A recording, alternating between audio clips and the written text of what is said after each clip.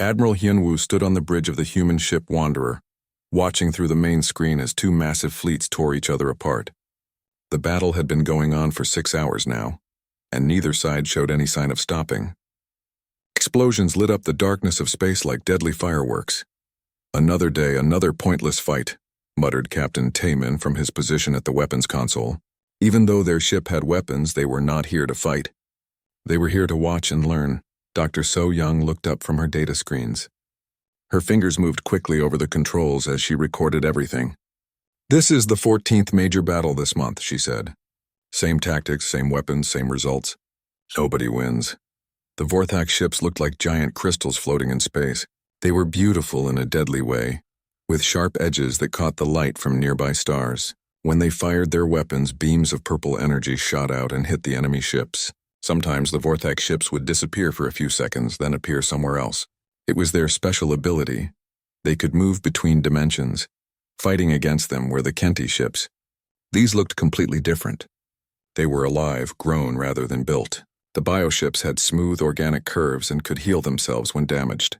Green acid sprayed from their weapon ports, eating through armor and metal. Small fighter craft that looked like flying insects swarmed around the larger ships. "Look at that," Taemin pointed to the screen. A Vorthak crystal ship had just taken a direct hit from Kenti acid weapons. The purple energy shields flickered and failed. But instead of exploding, the ship simply faded away into another dimension. A few seconds later, it appeared behind the Kenti fleet and started firing. "Classic phase jump," So Young noted. "But watch what happens next." As if she had predicted it, the Kenti bioships began to change. Their hulls grew thicker and darker. New weapon pods sprouted from their sides like flowers blooming in fast motion. The ships were adapting to the Vorthak tactics in real time. Hyunwoo had seen this same pattern dozens of times before. The two sides had been fighting for 3,000 years. Each time one side developed a new weapon or tactic, the other side would adapt.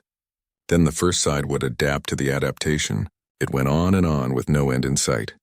"Sir," called the communications officer, "we're getting a message from both fleets. They want us to move to a safer distance." "Tell them we'll stay where we are," Hyunwoo replied. "We have permission from both governments to observe." The young officer looked nervous. "But sir, if one of those energy beams hits a—" "It won't," Hyunwoo said calmly. "They're too busy fighting each other to worry about one small human ship." This was true. Humanity had only made contact with the galaxy 5 years ago. When the galactic powers learned about Earth, they found a species that was still using chemical rockets and nuclear weapons. Compared to ships that could bend reality or grow new parts, human technology seemed like stone tools. Both the Vorthak Empire and the Celestial Coalition had offered humanity the same deal. They could have observer status, which meant they could watch and learn but not interfere. In return, humanity would stay neutral in the Great War. It seemed like a good arrangement for everyone. "The Kenti are pulling back," Taemin observed. "Looks like they're going to try the spore bomb tactic again." So Young brought up the tactical display. "The Vorthak will counter with dimensional barriers. Then the Kenti will use their hive mind coordination to break through. Then the Vorthak will phase shift their entire fleet. We've seen this exact sequence 47 times. 48 now," Hyunwoo corrected as events played out exactly as predicted. The battle continued for another 3 hours. Ships exploded, new ships arrived to replace them, and the same tactics were used over and over. Finally, both fleets withdrew to lick their wounds and prepare for the next fight. "Casualty report?" Hyunwoo asked. So Young checked her data. Approximately 40,000 dead on each side. No significant strategic gains for either faction. The contested system remains contested. 40,000 people dead for nothing. Taemin said quietly. "How long has this been going on?" 3,027 years, So Young replied.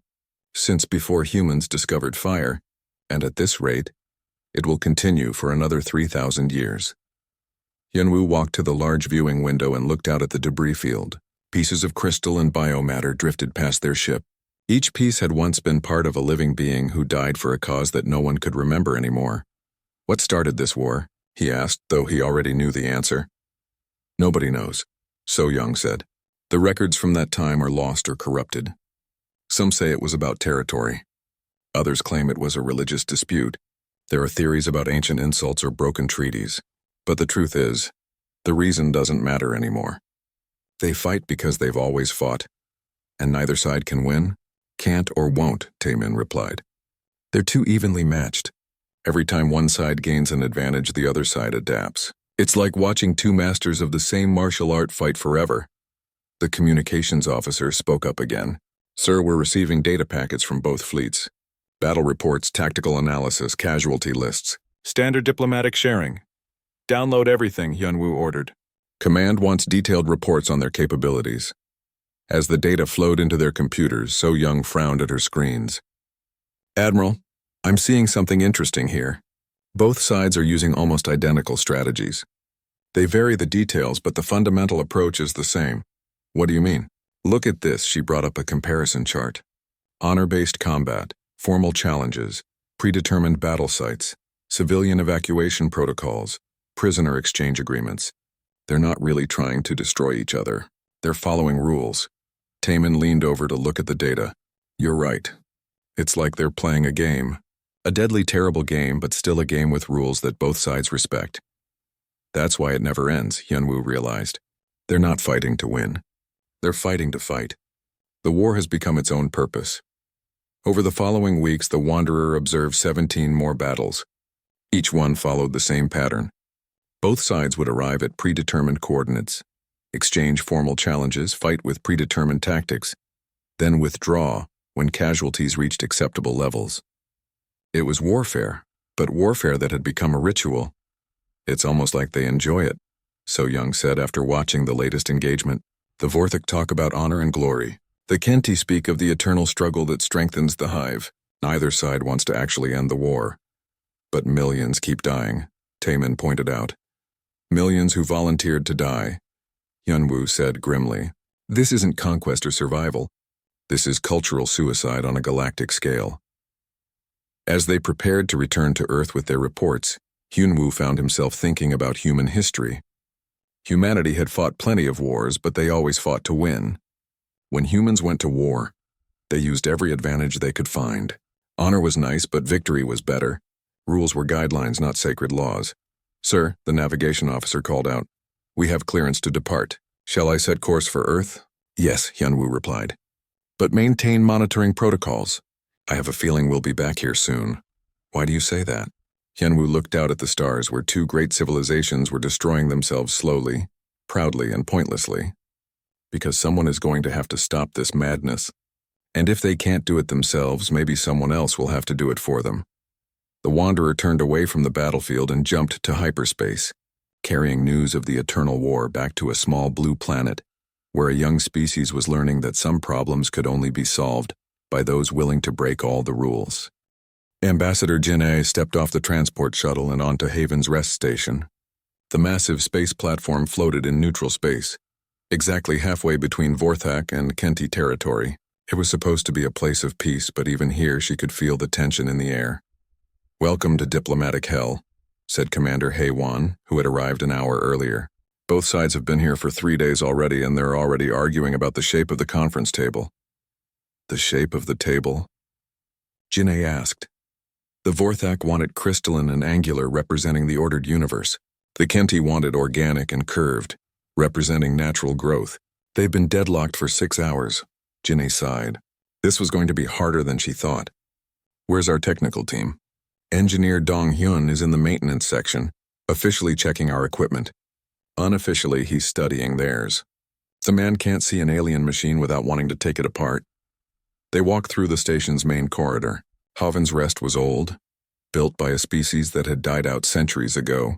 Its neutral status was respected by everyone because no one wanted to fight over a tomb. The walls were covered with strange symbols that nobody could read anymore. Brief me on the delegations, Jin-A said as they walked. The Vorthak sent Archon Velthros. He's their top military leader and spiritual guide. Thinks the war is a sacred duty. The Kenti delegation is led by Swarm Queen Zithara. She speaks for about 50 million minds linked together in the Hive network. Any chance of real progress? About the same chance as a snowball surviving in a plasma furnace, Haewon replied. They've been having these peace talks for 800 years. Nothing ever changes except the decorations. They reached the human delegation quarters. Inside, the team was preparing for the opening ceremony. Everyone looked tense. This was humanity's first major diplomatic mission, and the whole galaxy was watching. Status report, Jin'e requested. All formal protocols have been observed, reported the protocol officer. We've submitted our credentials, our proposals, and our gifts. The Vorthak gave us a crystal that sings when light hits it. The Kenti gave us a small bio-creature that changes colors based on our emotions. What did we give them? Music, classical pieces from Earth. Bach, Mozart, Beethoven. Both sides seemed confused but interested. Jin'e nodded. It was a safe choice. Music was universal, and it didn't favor either side's technology or culture. Meanwhile, in the maintenance section, engineer Dong Hyun was having the time of his life.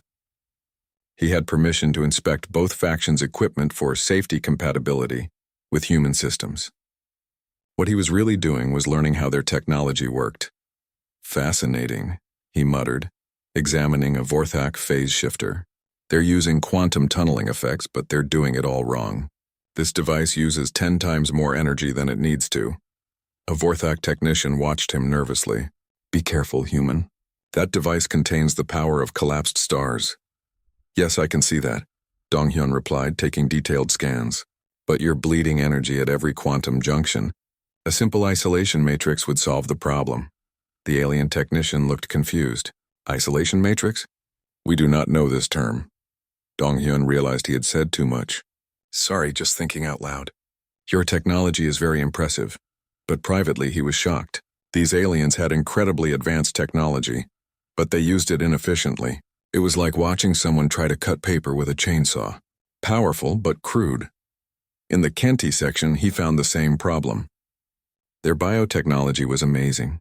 Living computers, self-repairing hulls, weapons that adapted to targets. But they had never learned to miniaturize anything. Their smallest fighter craft was the size of a human battleship. Why do you make everything so big? He asked a Kenti engineer. Bigger is stronger, the insect-like alien replied. More mass equals more power. This is the way of nature. But smaller can be faster, more efficient, harder to hit. Dong Hyun pointed out. Impossible. Small things are weak things. Dong Hyun didn't argue, but he made notes. Lots of notes. The peace conference began with great ceremony. Representatives from dozens of neutral species attended as witnesses. The opening statements took 6 hours, with both sides reciting ancient grievances and demanding impossible concessions. The Kenti swarm must withdraw from the sacred crystal worlds, declared Archon Velthros.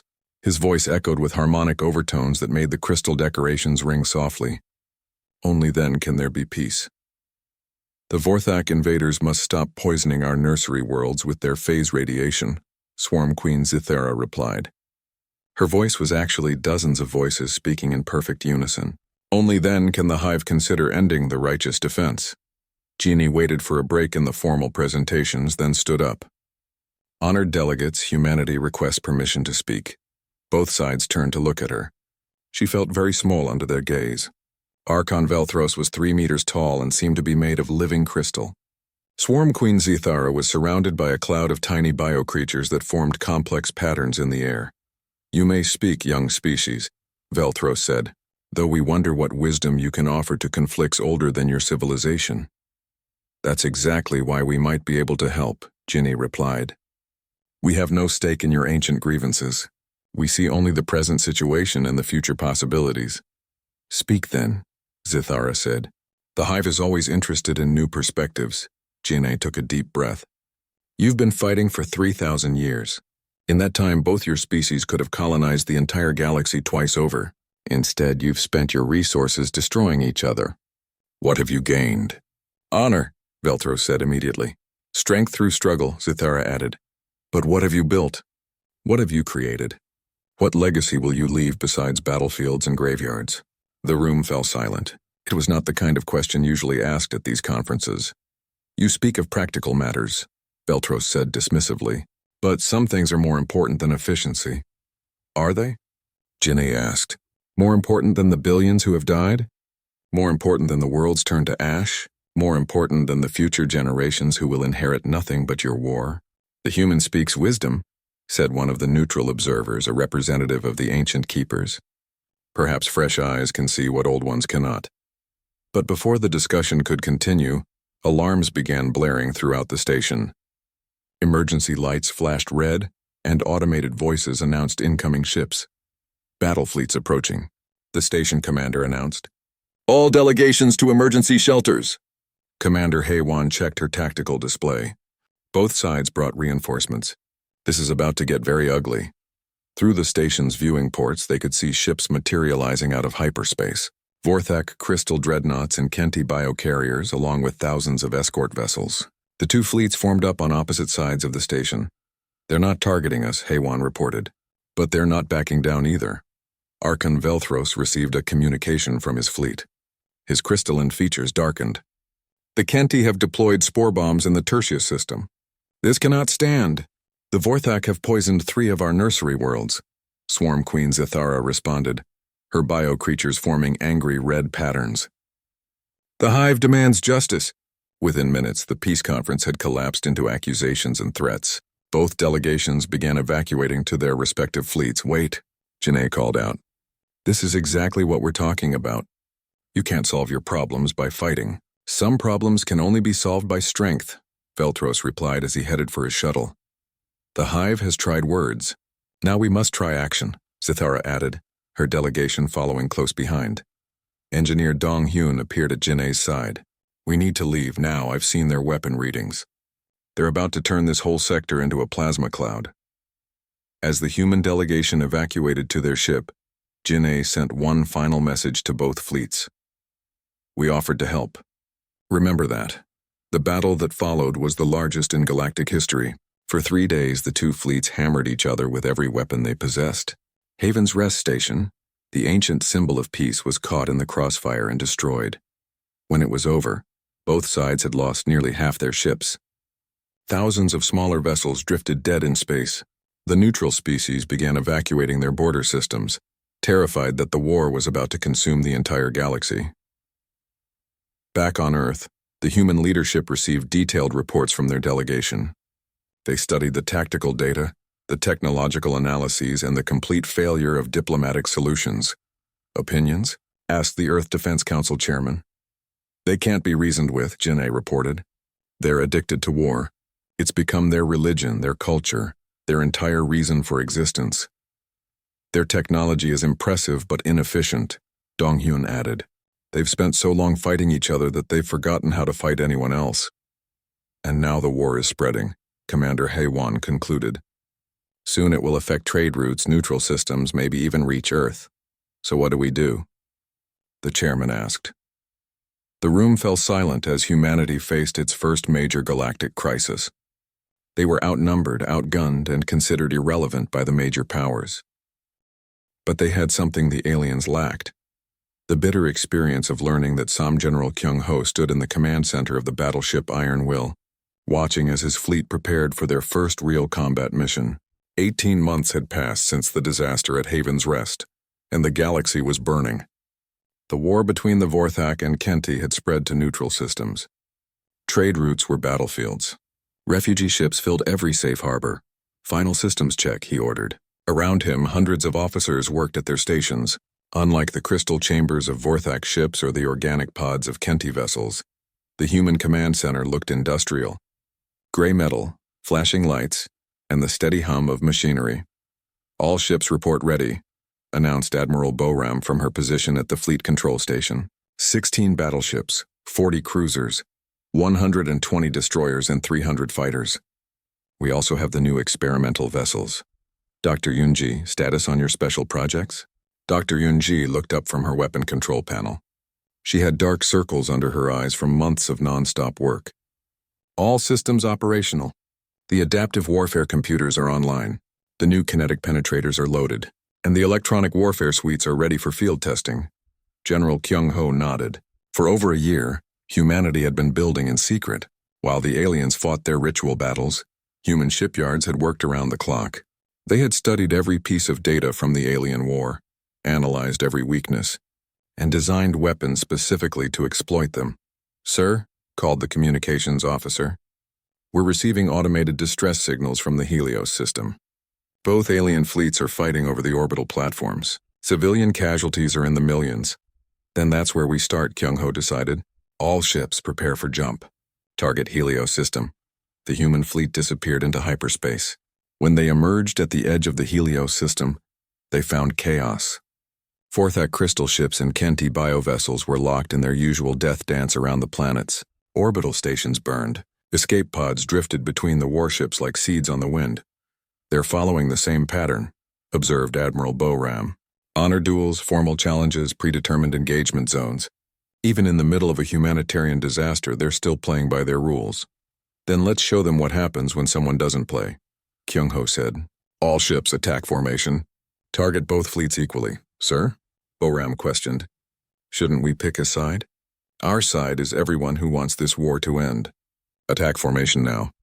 The human fleet moved forward like a gray tide. No fanfare, no formal challenges, no ritualistic positioning. They simply opened fire on every military vessel in the system. The aliens were caught completely off guard. For 3,000 years, war had meant elaborate ceremonies and honor-bound tactics. No one had ever simply appeared and started shooting. A Vorthak dreadnought, magnificent in its crystalline beauty, tried to phase shift away from the human attack. But Dr. Yoonji's electronic warfare systems had been studying phase technology for months. The moment the alien ship began its dimensional shift, human jammers locked onto its quantum signature and held it in normal space.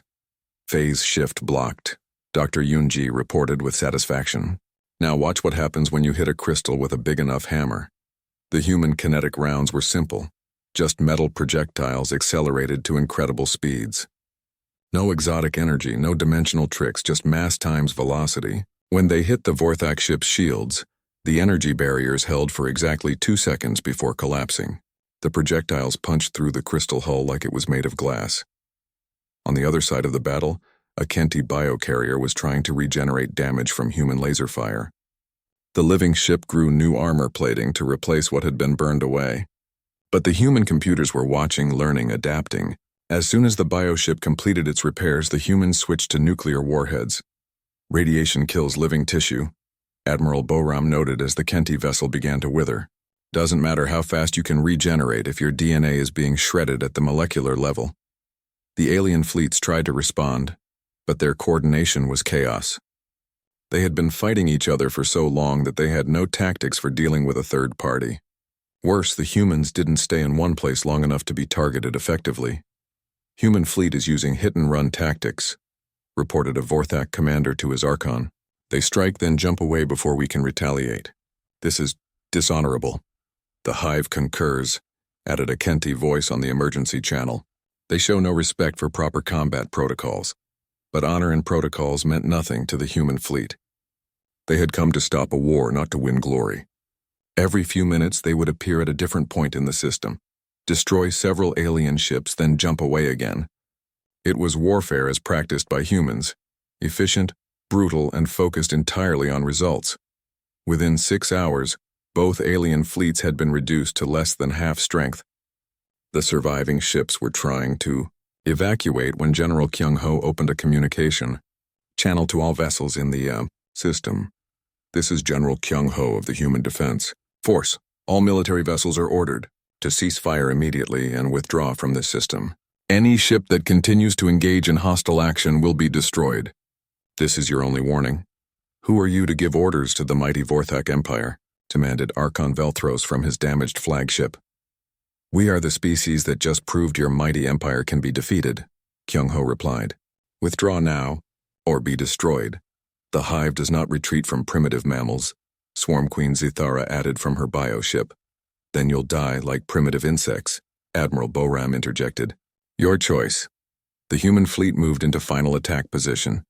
Their weapons locked onto every remaining alien ship simultaneously. For the first time in 3,000 years, both faction leaders faced the real possibility of total destruction. "This is not how war is conducted," Velthros protested. "We're not conducting war," Kyung-ho said. "We're ending it." Last chance to withdraw. Faced with annihilation, both fleets began jumping to hyperspace. Within an hour, the Helios system was clear of military vessels for the first time in 50 years. "Now what?" Boram asked. "Now we save the civilians," Kyung-ho replied. "And then we visit every contested system in the galaxy."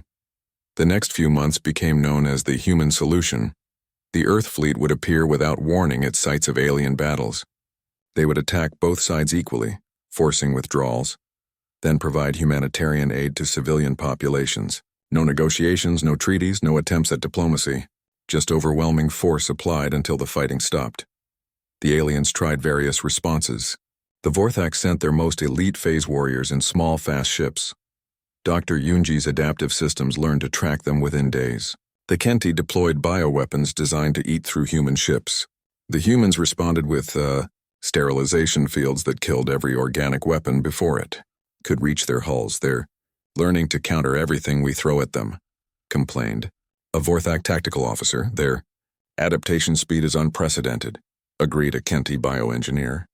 Each engagement teaches them new countermeasures. But the real shock came when both sides tried to work together against the human threat. For the first time in millennia, Vorthak and Kenti ships fought side by side. It should have been a historic moment. Two ancient enemies finally united. Admiral Boram destroyed the combined fleet in 4 hours.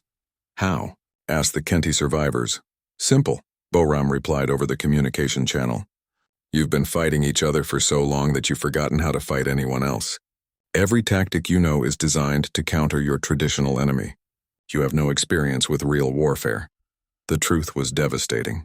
Both species had become so specialized in fighting each other that they were helpless against anyone who used different methods. It was like watching two chess masters lose to someone playing checkers.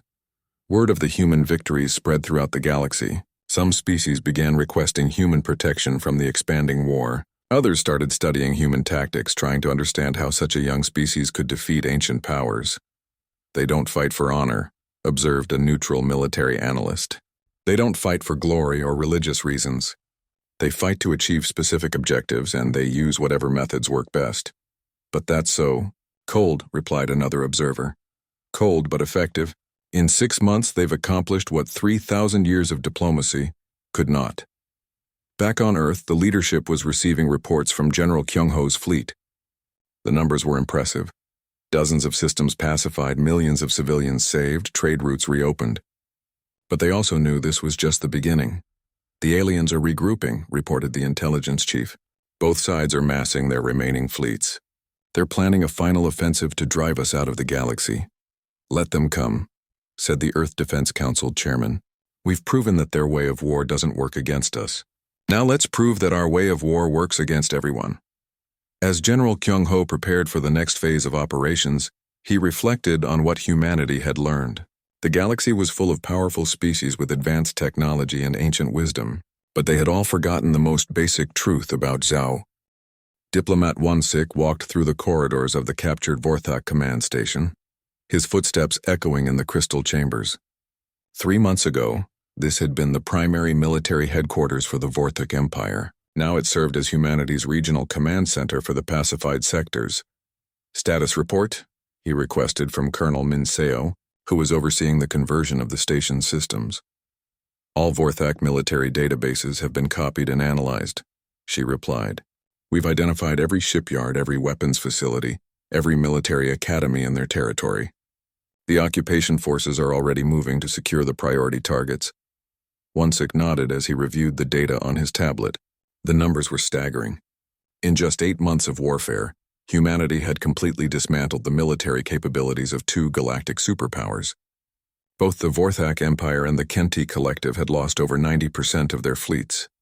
Any resistance from the populations? Less than expected, Mincio admitted. Most civilians seem relieved. They're tired of the war, tired of the constant fear. Some are even volunteering to help with reconstruction efforts. Through the station's viewing ports, Wansik could see human ships patrolling the local space. Gray and angular, they looked nothing like the graceful alien vessels they had replaced, but they were effective. Under human protection, merchant ships were moving freely for the first time in centuries. Sir, called a communications technician, we're receiving a priority message from Admiral Junho's fleet. The Vorthak leadership wants to negotiate. Again, Wansik sighed. What are they offering this time? Complete territorial concessions in the Outer Rim, exclusive mining rights to 12 crystal worlds, and a formal alliance against the Kenti. Same answer as before. Tell them we're not interested in alliances. We want surrender. The technician looked uncomfortable. Sir, they're also requesting a formal meeting. They say Archon Velthros wants to speak with human leadership directly. Wansik considered this. So far, all communication had been through intermediaries. A face-to-face meeting might be useful. Set it up. Neutral location, full security protocols. 2 days later, Wansik found himself in a conference room aboard a human cruiser, facing the remnants of Vorthak leadership.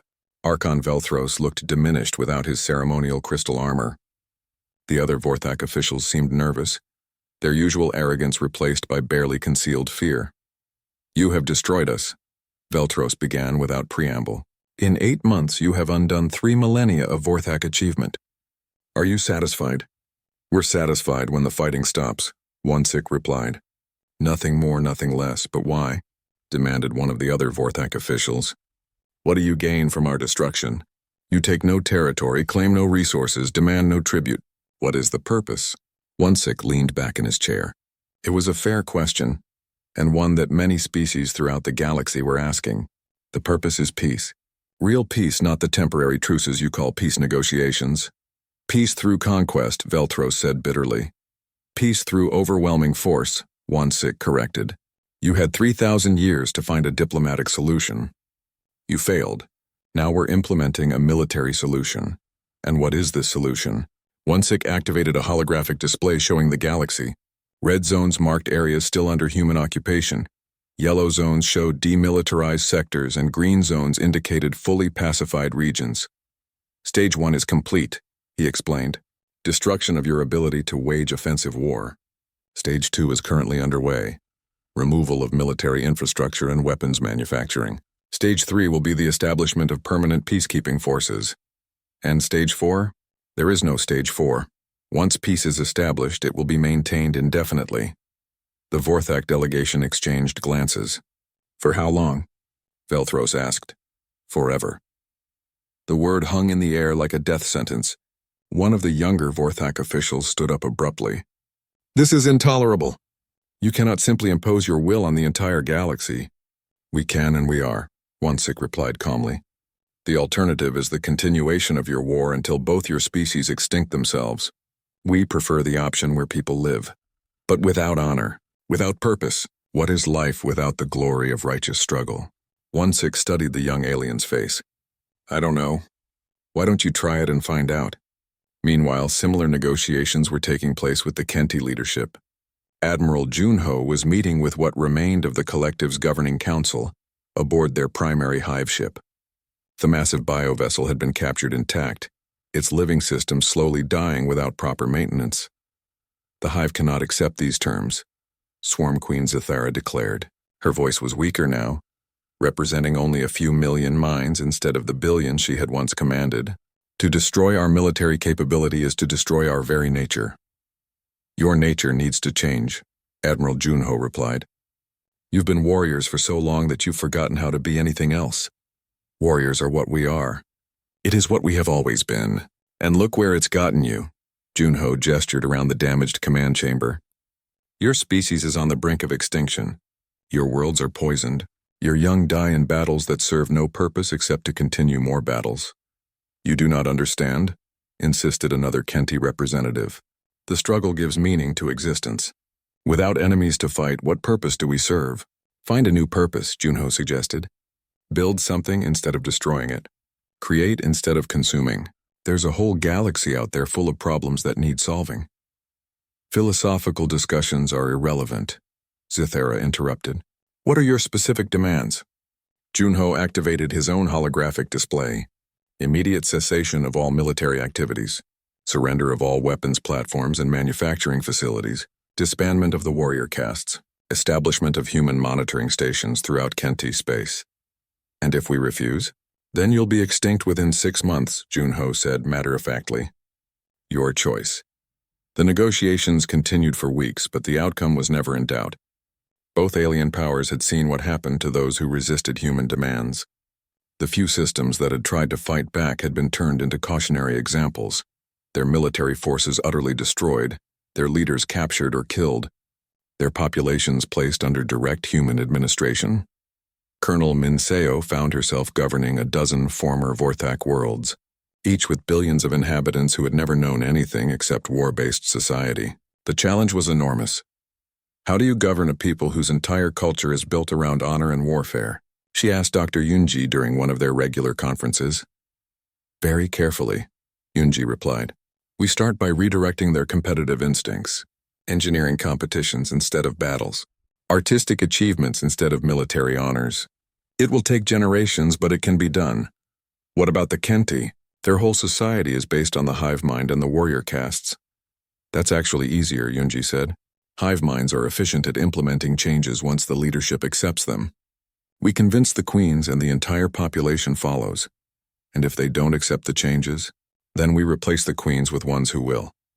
The brutality of the statement was softened by Yunji's matter-of-fact delivery, but Minseo understood the implications. Humanity wasn't just ending a war. They were remaking galactic civilization according to their own vision. Back on Earth, the leadership was reviewing reports from across the galaxy. The military phase of operations had been overwhelmingly successful, but the political challenges were just beginning. Governing two galactic superpowers is going to require resources we don't have, pointed out the economics minister. We're spread thin as it is. Then we'll need to create local governments that align with our interests, replied the defense minister. Client states that can maintain order without requiring constant human oversight. And if they rebel, they won't, the defense minister said confidently. We've shown what happens to those who choose conflict over cooperation. The lesson has been learned. But privately, many human leaders wondered if they had taken on more than they could handle. Ruling a galaxy was very different from conquering it. Military force could destroy enemy fleets, but it couldn't build lasting peace without ongoing commitment. As Wansik prepared for another round of negotiations with alien leaders, he reflected on what humanity had accomplished. They had ended a 3,000-year war in less than a year. They had saved millions of lives and opened trade routes that would benefit everyone. But they had also become the absolute rulers of known space, responsible for the welfare and behavior of trillions of beings. It was a burden that would last for generations, possibly forever. No one said peace would be cheap, he murmured to himself as he reviewed the latest reports from occupied territories. But it's still better than the alternative. Outside his window, human patrol ships continued their endless vigilance, ensuring that the galaxy's long nightmare of war remained just a memory. Governor Sangmin stood before the massive viewing wall of New Geneva Station, watching as construction ships worked to complete the latest expansion. 5 years had passed since the end of the Galactic War, and the station had grown from a military command post into the beating heart of galactic civilization progress. Report, he requested from his aide as they walked through the central administrative complex. Reconstruction efforts are ahead of schedule in 70% of sectors, the aide replied, consulting her datapad. The former Vorthak territories have adapted well to the new economic models. Kenti space is showing more resistance to change, but compliance rates are improving. Through the corridors, Sangmin could see representatives from dozens of species working together. Former enemies now collaborated on infrastructure projects, trade agreements, and scientific research. It was a sight that would have been impossible just a few years ago. Any major incidents? 3 minor disputes in the Outer Rim, all resolved through arbitration rather than violence. No military intervention required. Good. Sangmin paused at an observation deck overlooking the station's main docking bay. Ships from across the galaxy came and went. Merchants, diplomats, researchers, tourists. The gray hulls of human patrol vessels moved among them like watchful guardians. Marshal Yejin approached from the military section. Her uniform was crisp and professional, but she looked tired. Running the largest peacekeeping force in galactic history was exhausting work. Status of the fleet? Sangmin asked. All patrol sectors are secure, she reported. No significant military buildups detected anywhere in the galaxy. A few small groups are trying to rebuild weapons factories, but our intelligence networks identify them quickly. Resistance movements. Nothing organized. Some isolated groups still dream of returning to the old ways, but they have no popular support. Most populations prefer peace and prosperity to honor and warfare. This was true throughout the galaxy. The generation that remembered the Great War was growing old, and their children had grown up under human protection. To them, the old stories of glorious battles seemed like ancient mythology. Ambassador Wu Jin joined them from the diplomatic wing. He carried a thick folder of reports from the various sector governments. How are our client states performing? Sangmin asked. Better than expected, Wu Jin replied. The Vorthak Reconstruction Council has exceeded all efficiency targets. Their crystal-growing technology has been adapted for peaceful purposes. They're building some of the most beautiful cities in the galaxy. The Kenti Agricultural Collective is feeding half the rim worlds with their bioengineering advances. Any political problems? The usual complaints about human oversight, but nothing serious. Both governments understand that their authority exists only as long as they maintain peace and follow human guidelines. Sang-min nodded. It had taken 3 years to establish stable governments in the former enemy territories. Many alien leaders had to be removed and replaced with more cooperative successors. But the new generation of leaders understood the reality of galactic politics. Humanity held ultimate authority, and any government that forgot this fact would be quickly replaced. What about the neutrals? Falling in line, Wu Jin said. The Keepers have formally joined the Human Protection Zone. The merchant guilds are lobbying for expanded trade agreements. Even the isolationist species are starting to open diplomatic relations. This was perhaps the most significant change. Species that had remained neutral for millennia were now actively seeking human protection and alliance. The benefits of the Pax Humana were too obvious to ignore. Safe trade routes, stable governments, rapid economic growth, and most importantly, no wars. Dr. So Young, now director of galactic research, entered the observation deck with her latest report. Her hair was completely gray now, but her eyes still held the same curiosity that had driven her to study the ancient war. Cultural adaptation analysis? Sang-min requested. Fascinating results, she said, opening her folder. We're seeing the emergence of entirely new social structures among the former warrior species. The Vorthak have developed competitive art forms that channel their honor-based psychology into creative rather than destructive pursuits. The Kenti are using their hive mind capabilities for massive scientific projects. Any signs of regression? None significant. The economic incentives for peace are simply too strong. A Vorthak crystal shaper can earn more in a year of artistic work than their ancestors could gain in a lifetime of warfare. A Kenti bioengineer working on terraforming projects has higher status than any warrior ever did. Sang-min walked to his office, where walls displayed real-time data from across the galaxy. Economic indicators, population growth, technological development, cultural metrics all showed steady improvement under human administration. Sir, his communications officer announced, you have a priority message from Earth. The holographic display activated, showing the current Earth Defense Council chairman, Governor Sang-min. We're reviewing the 5-year assessment of galactic operations. Overall performance is excellent, but we have concerns about long-term sustainability. Specify, Sang-min requested, resource allocation. Maintaining our current level of oversight requires enormous human resources. We have personnel stationed on 10,000 worlds, monitoring millions of installations governing billions of aliens. The question is whether we can maintain this indefinitely. It was a valid concern. Humanity had grown rapidly to meet the demands of galactic governance, but they were still a relatively small species compared to those they ruled. Earth's population was measured in billions while their subjects numbered in the trillions. Recommendations? Sang-min asked. Gradual transition to automated systems. Increased use of AI monitoring. Development of local enforcement capabilities under human supervision. The goal is to maintain control while reducing direct human involvement. After the communication ended, Sang-min called a meeting with his senior staff. The question of long-term sustainability had been on everyone's mind, but nobody wanted to be the first to voice it. We can't govern the galaxy forever with human personnel, Marshal Ye-jin said bluntly. We're already stretched thin and the territory under our control keeps expanding. The alternative is to allow local autonomy, Ambassador Wu Jin pointed out. But that risks a return to the old patterns of conflict. Not necessarily, Dr. So Young interjected. The new generations don't remember the war. They've grown up with peace as the normal state of affairs.